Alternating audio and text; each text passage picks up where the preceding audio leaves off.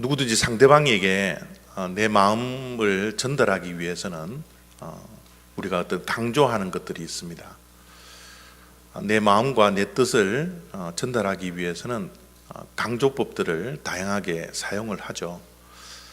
어떤 분들은 자기의 뜻을 전달하기 위해서 소리를 조금 높여서, 톤을 높여서 강조하기도 하고요. 또 어떨 때는 언어를 조금씩 반복을 하면서 자기가 강조하는 것을 상대방이 알아들을 수 있도록 자기의 말을 강조할 때가 있습니다. 또 어떤 분들은 이 몸짓이죠. 제스처를 취함으로써 상대방에게 내가 강조하는 것을 알아들을 수 있도록 마음과 뜻을 전달하기도 합니다. 우리가 이렇듯이 하나님도 하나님께서 강조하시는 것을 다양한 방법을 가지고서 우리들에게 강조하시면서 하나님의 마음과 뜻을 우리에게 전달하기를 원하십니다. 특별히 하나님은 하나님께서 강조하시는 하나님의 마음과 뜻을 이 하나님의 말씀 속에 다 기록을 해 놓으셨어요. 그래서 하나님의 말씀을 우리가 읽을 때 그냥 눈으로만 읽지 말고 하나님께서 무엇을 강조하고 계실까에 대한 관심을 가지고서 성경을 읽어야 합니다. 성경이 강조하는 것들은 참 많이 있습니다. 성경을 통해서 하나님께서 강조하시는 것들은 믿음을 강조하기도 하고 또 구원을 강조하기도 하고 하나님의 사랑 또 하나님의 능력 여러 가지를 강조하지만 성경 구약에서 신약까지 전편에 흐르는 하나님의 강조 가운데 하나가 우리가 이 땅에 살아가는 동안 어리석은 사람이 아니라 지혜로운 사람이 되라고, 지혜로운 자에 대해서 하나님께서는 많이 말씀을 통해서 강조를 하고 있습니다. 특별히 잠언서를 우리가 읽어보면 잠언서의 주제가 지혜라는 겁니다. 지혜로운 사람이 되라는 거예요. 그래서 잠언서를 어디를 펴든지 하나님의 지혜를 우리가 발견할 수가 있는데, 특별히 잠언서의 주제구죠. 하나님은 이렇게 말씀을 하십니다. 여호와를 경외하는 것이 지혜의 근본이다. 그죠? 지혜로운 사람이 되기 위해서는 하나님을 경외하는 사람이 되어야 합니다 라고 잠언서에서 계속해서 강조를 하고 성경 전반에 걸쳐서 이 지혜로운 자에 대해서 하나님께서 강조하고 계십니다. 특별히 오늘 신약 성경에 나와 있는 우리가 읽었던 말씀 가운데 하나님의 이 강조하는 것이 지혜로운 자가 되는 것이구나 라는 것을 알 수 있을 만큼 15절 속에 이렇게 하나님께서 말씀해 주십니다. 그런즉 너희가 어떻게 행할지를 자세히 주의하여 지혜 없는 자 같이 하지 말고 오직 지혜 있는 자 같이 하여. 하나님은 우리가 이 땅에 살아가는 동안 어리석은 자가 아니라 지혜 없는 자 같이 행동하는 것이 아니라 지혜 있는 자, 지혜를 가지고 살아라 라고 말씀을 해 주십니다. 자, 과연 어떤 자가 지혜로운 자일까? 오늘 하나님께서 강조하시는 지혜 있는 자가 되기 위해서 우리가 어떤 삶을 살아야 되는지 15절 말씀을 다시 한번 보도록 하겠습니다. 과연 어떤 자가 지혜로운 자인지 한번 보십시오. 그런즉 너희가 어떻게 행할지를 자세히 주의하여 지혜 없는 자 같이 하지 말고 오직 지혜 있는 자 같이 하라. 지혜 있는 자는 어떤 자예요? 자세히 주의하여 행하는 자라는 겁니다. 그냥 우리가 본능적으로 행하고 하루하루를 살아가는 것이 아니라 눈에 보이는 이익에 따라서 살아가는 것이 아니라 자세히 주의하여 우리가 행할 때 우리는 지혜로운 자가 됩니다 라고 말씀을 하고 있습니다. 자세히 주의하라라는 이 말은 한마디로 이야기를 하면 무슨 말인가 하면 신중하라는 거예요. 지혜로운 자는 신중한 사람이라는 겁니다. 신중한 사람이 지혜로운 자라는 거예요. 여러분, 우리가 이 땅에 살아가는 동안 많은 실수를 하죠. 실수를 안 하면서 살려고 해도 우리는 실수하면서 살아가게 되는 것 같아요. 어제도 실수하고 오늘도 실수하고 내일도 우리는 실수합니다. 우리가 하나님의 은혜를 받았던 사람이든지 받지 않았던 사람이든지 우리는 실수를 합니다. 내가 목사가 되어도 실수를 하거든요. 우리는 이 실수를 벗어날 수는 없는 것 같아요. 그런데 여러분, 우리가 실수를 할 때 언제 우리가 실수를 할까? 우리가 실수를 할 때는 대부분 조급할 때입니다. 실수를 완전히 벗어날 수 없는 사람들이지만 우리가 실수를 좀 줄일 수는 있거든요. 그래서 우리가 실수를 할 때를 가만히 들여다보면 우리가 조급하고 성급할 때, 신중하지 못했을 때 우리가 실수를 하게 되더라는 거예요. 좀 생각하고 신중하게 주의하면서 말을 해도 되는데 우리가 성급하게 말을 꺼냄으로써 상대방에게 상처를 줄 때가 얼마나 많이 있습니까? 우리가 조급할 때 하나님의 때를 기다리지 못해서 하나님의 언약을 우리가 생각하지 않고 우리가 조급해서 실수할 때가 얼마나 많은지 모른다라는 거예요. 그래서 이 조급함에 대해서 많은 경고의 말씀들이 많이 나오더라고요. 마이크 머독이라는 사람이 이런 이야기를 했습니다. 가장 중대한 실수는 조급함 때문에 일어난다. 누구든지 동의할 수 있는 말 아닙니까? 또 이런 말씀도 있습니다. 성공의 가장 중요한 조건은 인내이고 가장 큰 걸림돌은 조급함이다. 조급함이 우리들이 늘 실수하게 하고 실패하게 하고, 어제 실수했으면 오늘은 그 실수를 안 해야 되는데 또 실수할 수밖에 없는 것은 우리의 마음에 많은 성급함과 조급함 때문에 일어나는 것이다 라고 조급함을 경고하고 있습니다. 성경 속의 인물들을 가만히 들여다보면 그 인물들이 다 완벽같이 보이겠지만 성경을 자세히 읽어보면 성경에 나와 있는 인물들 중에 실수하지 않은 사람들이 없더라고요. 그 대표적인 인물 가운데 하나가 아브라함입니다. 여러분, 아브라함은 믿음의 조상이에요. 믿음의 아버지입니다. 그럼에도 불구하고 그는 실수하더라는 거죠. 실수를 해서 이스마엘을 낳습니다. 하나님의 약속을, 언약을 기다리지 아니하고 그의 마음의 조급함 때문에, 성급함 때문에 그 이스마엘을 낳는 그런 실수를 하게 되는 것이 바로 아브라함의 인생이었잖아요. 모세를 한번 보십시오. 모세는 하나님의 뜻을 알았습니다. 그러나 하나님의 때를 기다리지 못해서 그는 실수하게 되잖아요. 그 실수를 해서 그는 광야에 40년 동안 도망자로서의 삶을 살아가게 되는 거죠. 문제가 뭐였습니까? 다 조급함 때문에 일어나는 겁니다.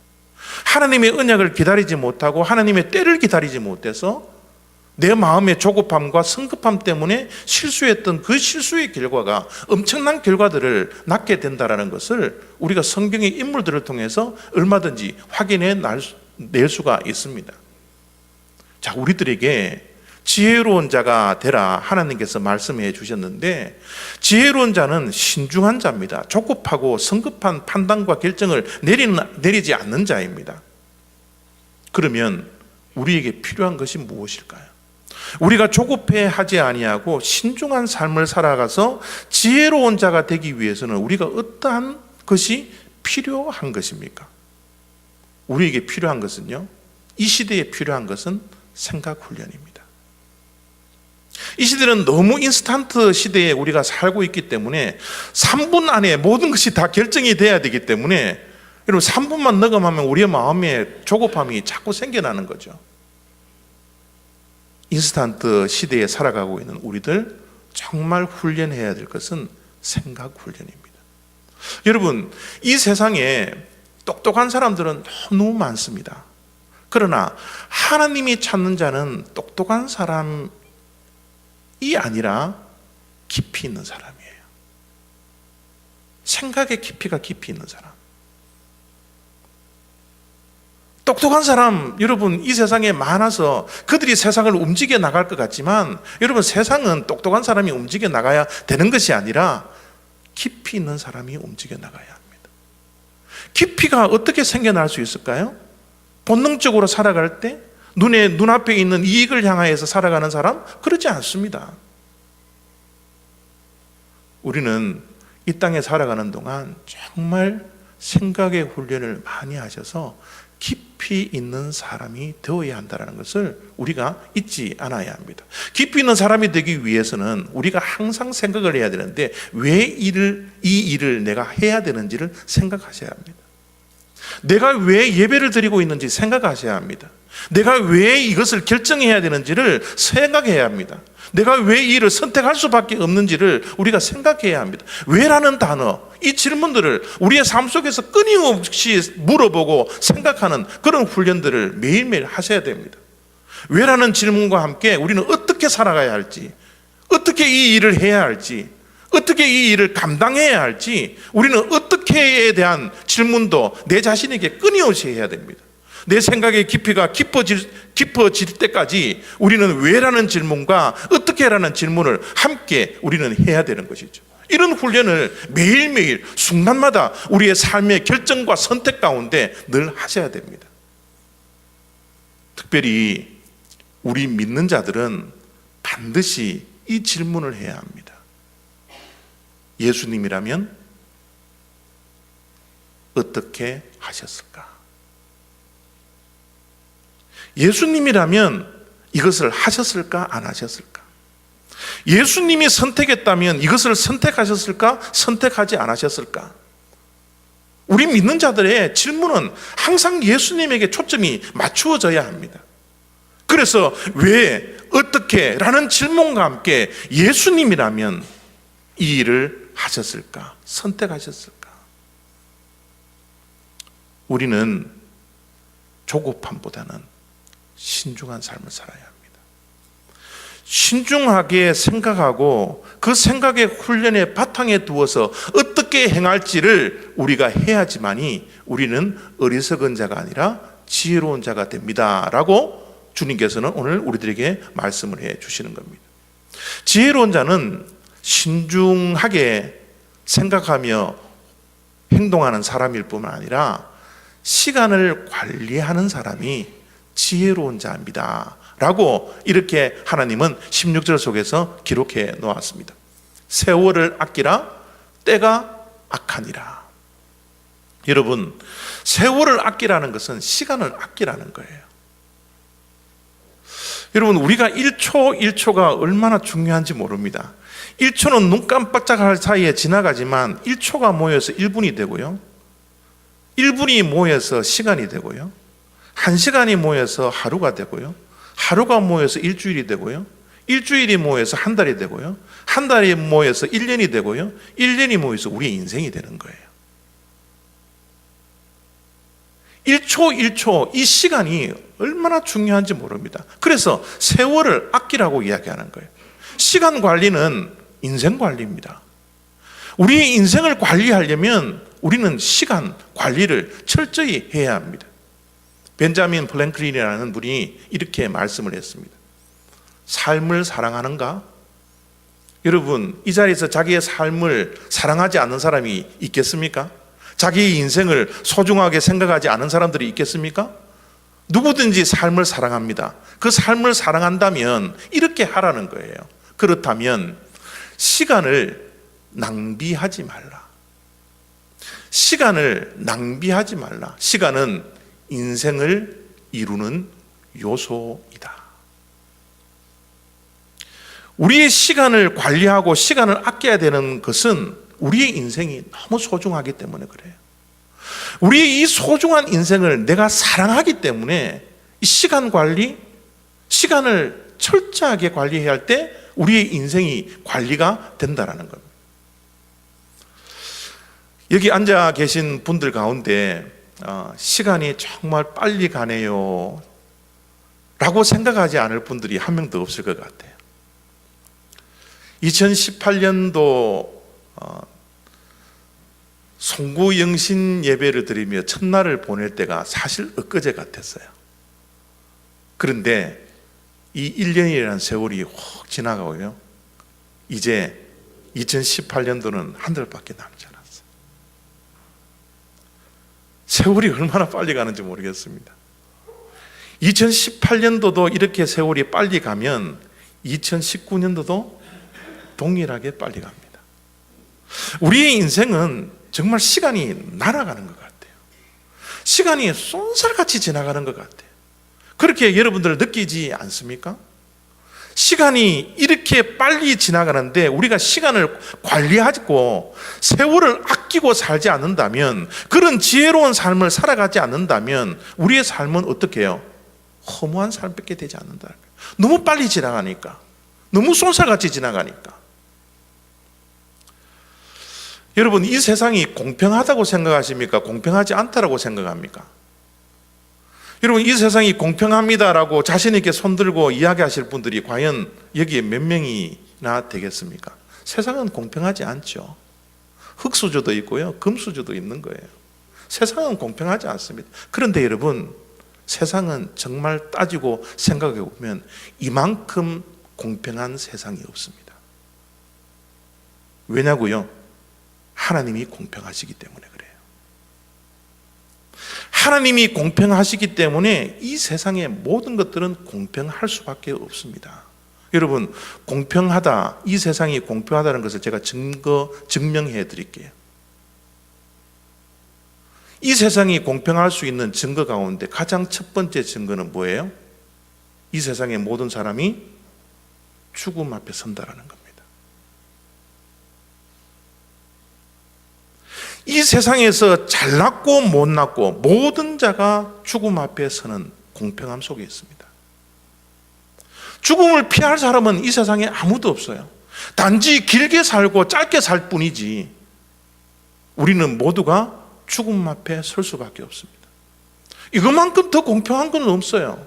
모두가 죽음 앞에 선다라는 것, 이것은 우리 인생이, 이 세상이 공평하다라는 것이 증거할 수 있는 요소 가운데 하나입니다.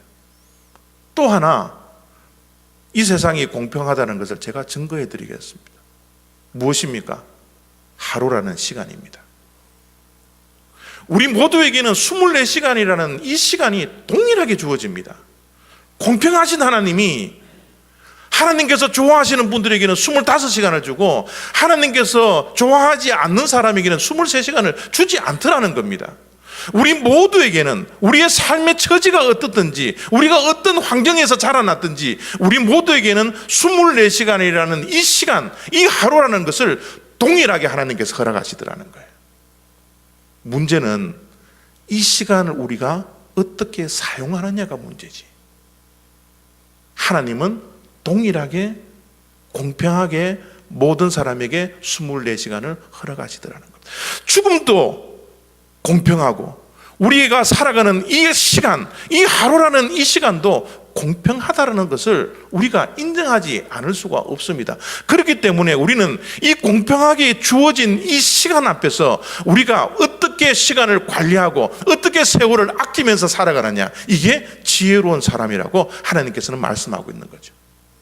여러분, 시간 관리를 하기 위해서는 가장 먼저 우리가 해야 할 것이 있습니다. 우리가 시간을 허비하지 않고 세월을 허비하지 않기 위해서는 우리에게는 반드시 우선권을 확보하셔야 합니다. 우선권은 다른 게 아닙니다. 내 인생에게 제일 소중한 것이 무엇일까? 여러분, 이 시간처럼 여러분의 마음속에 한번 질문을 한번 던져보십시오. 내게 가장 소중한 것이 무엇이지? 내 인생을 살아가는 동안 내가 가장 소중하게 생각하며 내 삶의 우선권을 두고 있는 그것이 무엇이지? 라고 한번 생각을 해보십시오. 여러분, 새생명 전도 축제를 통해서 우리의 행복은 어디에서 온다 그랬습니까? 소유에 있다고요? 아닙니다.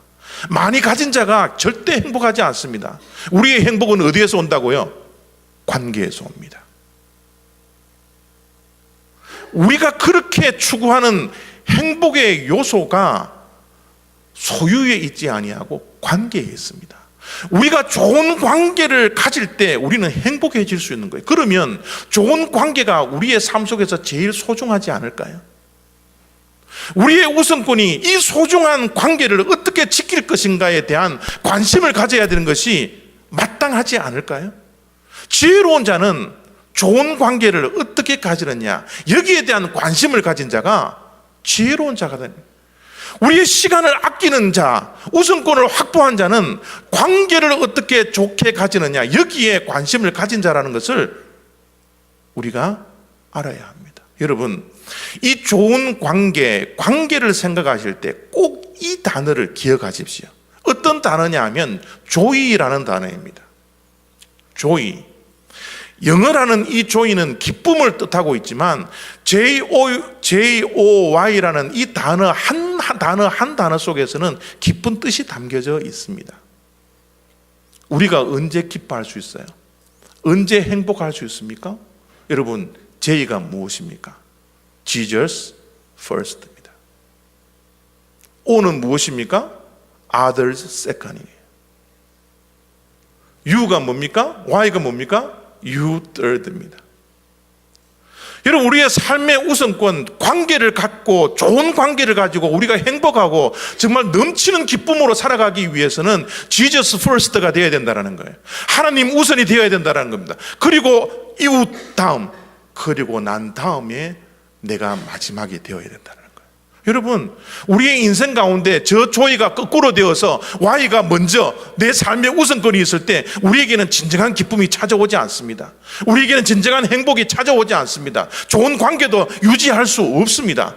항상 우리는 좋은 관계를 갖기 위해서는 하나님 우선, 이 우선권을 확보하고 그리고 나서 이웃, 그리고 나서 나,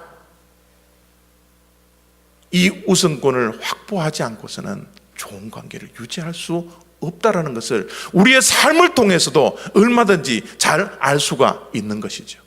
시간을 관리를 잘 하려면 이 우선권을 철저히 관리하셔야 됩니다. 내 삶의 우선권이 무엇일까? 내 인생의 가장 소중한 분은 누구일까? Jesus first. 하나님이 우선이 될 때 우리의 삶은 질서가 잡히고 우리의 삶은 아름다워질 수 있다는 것, 행복해질 수 있다는 것, 우리가 결코 잊어서는 안 됩니다. 시간 관리를 하기 위해서 우리의 시간을 내일을 준비하는 시간으로 써야 합니다.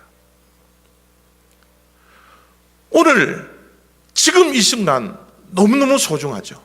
이 시간이 얼마나 소중한 시간인지 모릅니다. 그러나 오늘 이 시간이 내일을 위해서 존재해야 합니다. 왜냐하면 오늘 내가 어떻게 살아가느냐에 따라서, 내가 오늘 내 삶 속에 어떠한 씨앗을 뿌리느냐에 따라서 내일의 나가 결정되기 때문에 그렇습니다. 오늘 내가 과거에 뿌렸던 씨앗의 결과물인 줄 아십니까? 과거에 내가 어떻게 살았는지가 오늘 나의 삶 속에서 드러나는 겁니다.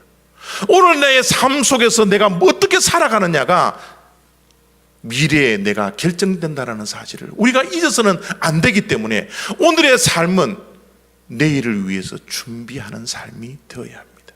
오늘의 존재하는 이유는 내일을 준비하는 시간으로 존재하는 것, 그것이 시간을 아끼면서 살아간다는 것을 기억하셔야 합니다. 내일에 대한 초점이 있고 내일에 대한 관심이 있고 내일에 대한 소망이 있는 자는 오늘 하루가 흐리더라도 견뎌낼 수 있습니다. 오늘 내가 아프고 힘들어도 내일의 맑음을 위해서 오늘 준비할 수 있는 시간을, 그 지혜로운 삶들을 살아갈 수가 있는 겁니다.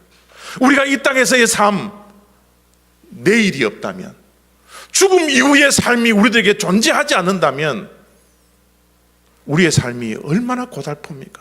얼마나 힘듭니까? 내일의 맑음, 저 세상의 맑음이 우리들에게 존재하기 때문에 오늘이 힘들어도 내가 십자가를 걸머지고 내가 하루하루를 살아갈 수 있는 능력이 생겨지더라는 거죠. 내가 10년 후에 어떤 삶으로 변화되어 있을까? 5년 후에 나는 어떻게 변화된 모습으로 사람들에게 보이고 하나님께 보여드릴까? 오늘 하루, 오늘이 전부인 것처럼 살아가는 것이 아니라 5년 후를 준비하는 사람이 지혜로운 자입니다. 10년 후에 내가 어떻게 변화될 것을 목표를 삼고 꿈을 꾸고 비전을 가지고 그 비전을 향하여서 걸어가는 그 인생이야말로 지혜로운 자인 것을 우리는 기억해야 합니다. 그래서 시간을 관리하고 세월을 아끼기 위해서는 우선권도 확보해야 되겠지만 내일을 준비하는 인생이 되어야 된다는 겁니다. 인터넷 속에 이런 좋은 글귀가 있어서 가져왔습니다. 평범한 사람들은 어떻게 시간을 보낼까 생각하지만 현명한 사람, 지혜로운 사람은 어떻게 시간을 활용할까 고민한다. 내일을 위해서 오늘 내가 어떻게 활용할까를 고민하며 살아가는 자는 지혜로운 자요. 지혜롭지 않고 어리석은 자는 오늘 이 시간을 내가 어떻게 보낼까 라고 생각하는 사람이라는 거예요. 여러분은 어떤 시간을 보내고 있습니까? 여러분의 시간을 단지 보내는 것이 아니라 어떻게 이 시간을 내일을 위해서 활용할까를 생각하며 하루하루를 보내고 있는 지혜로운 자입니까? 때가 악합니다. 그렇게 살지 못하도록 눈에 보이는 것에 우리가 본능적으로 살아가도록 내 눈앞에 있는 유익을 위해서 살아가도록 이 세상은 우리를 유혹하고 있죠. 우리는 이 때를 분별하셔야 합니다. 이 때를 분별하고 우리는 세월을 어떻게 아껴서 내일을 위해서 오늘을 어떻게 활용할까를 생각하며 하루하루를 살아가는 것이 지혜로운 자이라는 것을 우리는 기억해야 합니다. 지혜로운 자는 하나님의 뜻대로 살아가는 자예요. 지혜로운 자는 하나님의 뜻대로 살아가는 자, 그가 지혜로운 자라고 이렇게 17절 속에서 말씀을 하고 있습니다. 어리석은 자가 되지 말고 오직 주의 뜻이 무엇인가 이해하라. 여러분, 하나님의 뜻이 무엇인지 분별하고 이해할 뿐만 아니라 그 뜻대로 살아가는 자가 지혜로운 자다, 그렇게 말씀을 하고 있습니다. 한 가지 또 묻습니다. 여러분, 예수 믿는다는 것이 무엇입니까? 예수 믿는다는 것이 무엇이에요? 여러분, 예수를 믿으면 우리가 죽고 나서 천국의 구원을 받고 영생을 얻고 천국에 간다. 여러분, 이것이 우리 기독교의 가르침의 전부일까요? 여러분, 예수 믿는다라는 이 전부의 여러분 우리의 기독교의 가르침입니까? 여러분, 그렇지 않습니다.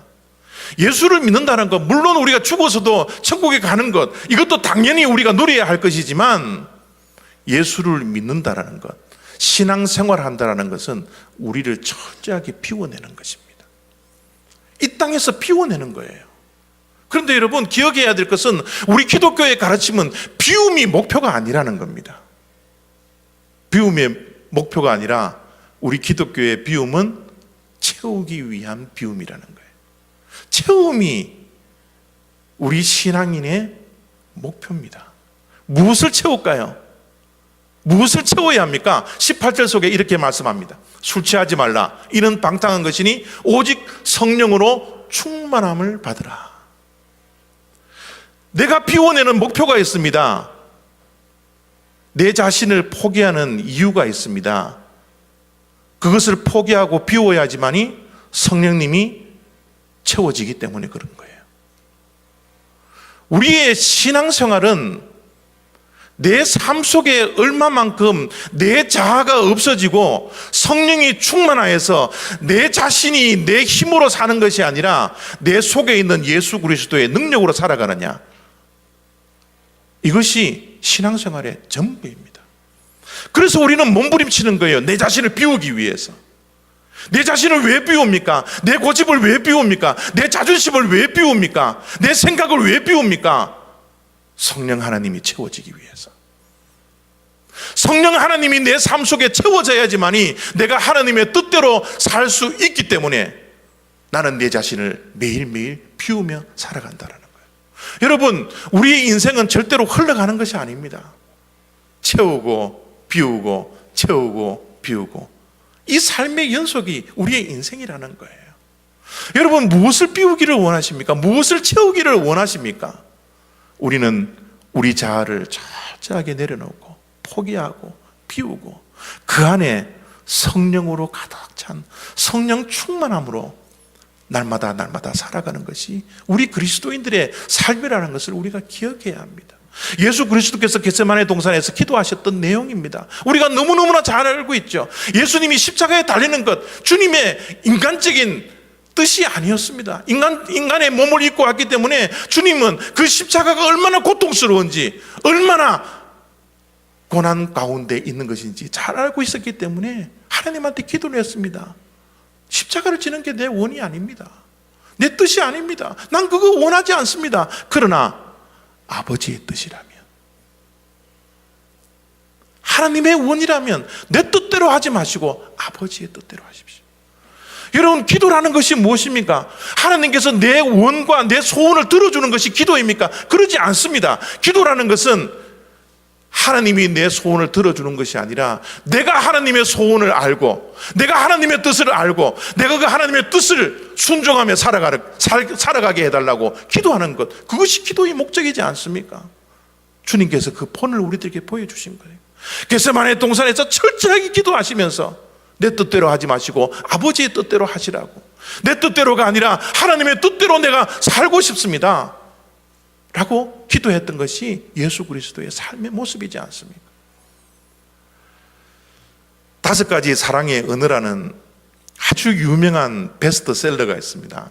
여기 계신 분들 가운데 많은 분들이 읽으셨으리라 생각이 들지만, 여러분, 책을 좋아하지 않으신 분들도 꼭 한번 읽어보십시오. 우리 도서관에 한 2-3권 정도가 제가 워낙 강조하던 책이었기 때문에 이 책이 진열이 되어 있으리라 생각이 드는데, 12월 한 달 동안 저 책 한 권 가지고 가셔서 한번 읽어보십시오. 얼마나 귀한 책인지 몰라요. 저 5가지 사랑의 언어의 내용은 뭐냐면, 우리 모두는 각자의 사랑의 언어를 가지고 살아가고 있다는 거예요. 그런데 진짜 사랑은 상대방의 사랑의 언어를 우리가 알고 그 사랑의 언어로 살아간다는 거예요. 우리는 보통 내가 사랑하는 것, 내가 좋아하는 것, 내가 원하는 것을 해주는 것이 사랑이라고 착각하며 살아갈 때가 많거든요. 그런데 진짜 사랑은 그게 아니라는 거예요. 상대방이 어떤 사랑의 언어를 가지고 있는지 그것을 알고 그것을 해주는 것이 사랑, 진짜 사랑이라는 거예요. 여러분, 제가 우리 올리브 교회에 오기 전에 오렌지 카운티에 있는 한길교회라는 곳에서 교육 전도사를 5년 동안 했거든요. 그 5년 동안 하면서 중고등부 아이들을 지도하고 상담을 했는데, 참 놀란 것은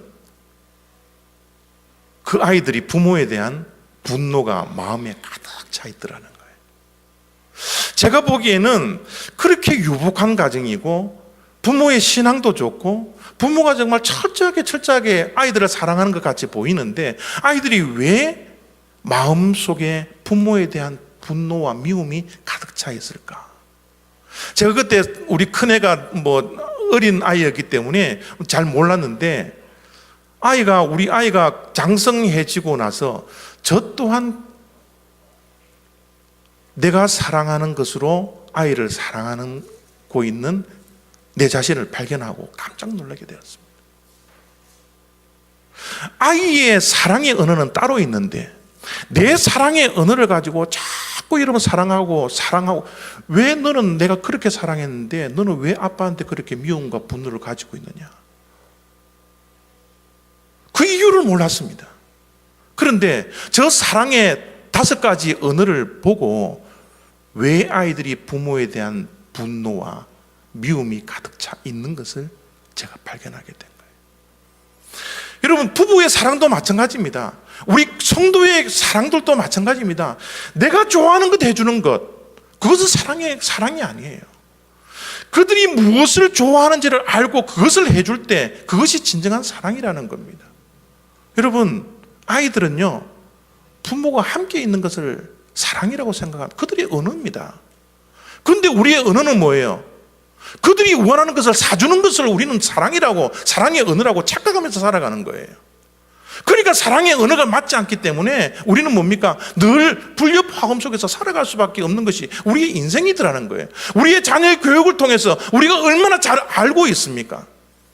여러분, 우리가 신앙생활을 하면서 하나님 사랑합니다, 여러분, 이렇게 고백하지 않을 사람이 누가 있겠습니까? 우리 모두들도 주님 사랑합니다, 주님의 기쁨 되기 원합니다, 우리는 입술로 늘 고백합니다. 그러나 주님이 진짜 우리를 향하신 원하시는 뜻이 무엇인지 여러분 알고 계십니까? 내가 사랑하는 방법으로 하나님을 사랑하는 것이 아니라 하나님이 무엇을 원하는지, 하나님이 우리의 인생에게 향하신 그 뜻이 무엇인지를 우리가 잘 알고 있습니까? 하나님 사랑해요. 그러나 내 마음대로 살게 해주세요. 하나님 진짜 사랑해요. 그러나 내 고집대로, 내 마음대로, 내 생각대로, 내 주장대로 살게 해주십시오. 이게 우리들의 모습이었지 않습니까? 하나님이 우리를 향하신 뜻이 무엇인지, 그 뜻을 이해하고 발견하면 내 자신의 생각과 내 자신의 고집을 내려놓을 수 있는 사람, 그것이 지혜로운 사람이라고 말씀을 합니다. 그래서 예수님께서 이렇게 사랑에 대한 정의를 이렇게 내려주셨어요. 너희가 나를 사랑하면 나의 계명을 지켜라. 이게 하나님의 사랑의 언어입니다. 이게 하나님의 사랑이에요. 너희가 정말 나를 사랑한다면, 목숨을 바쳐 진심으로 나를 사랑한다고 너희들이 고백을 하면 내 사랑의 언어대로 살아가라고. 우리는 얼마나 하나님의 뜻대로 살아가고 있습니까? 우리는 얼마나 하나님의 뜻대로 살아 지혜로운 사람이 되고 있습니까? 사랑하는 성도 여러분, 하나님의 사랑의 언어는 끊임없이 우리를 지혜로운 자가 되라고 강조를 하고 있습니다. 지혜로운 자가 되기 위해서는 우리가 신중한 사람이 되어야 합니다.